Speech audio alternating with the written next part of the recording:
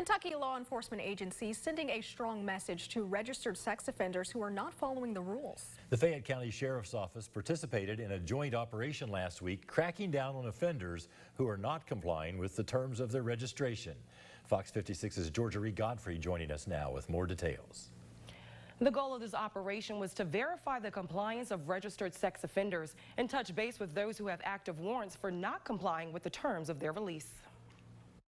I can only say that this multi-agency operation has been more than successful. The U.S. Marshals Service, alongside the Fayette County Sheriff's Office and State Department of Corrections, Probation and Parole, announcing Wednesday the results of a sex offender compliance operation.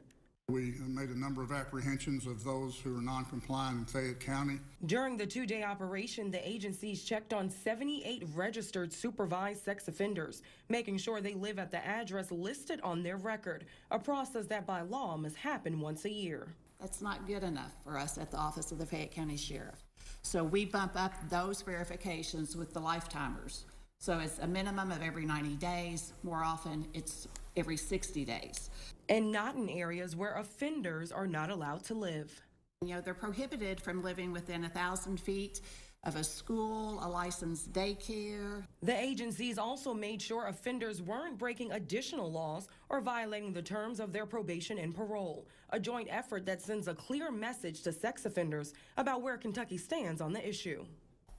I was talking to Sergeant Ritchie this morning, and he was verifying a new registrant who had moved in from another state. And in his state of conviction, he was a 20-year registrant.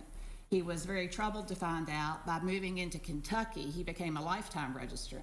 Because in Kentucky, our laws are more severe, more strict. Most of the offenders on the agency's checklist were in compliance, but for the more than a dozen offenders that didn't meet the grade. It is my hope that as we move forward, that these 13 will have their parole and or their probation, whichever one it is, rescinded or revoked. And it is my hope that they will have to serve out the rest of their sentence while incarcerated.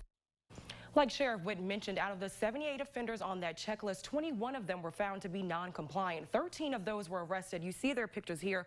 All of them are facing a charge for parole violation, and one offender faces additional charges for trafficking marijuana and possession of a firearm. Marvin, Amani.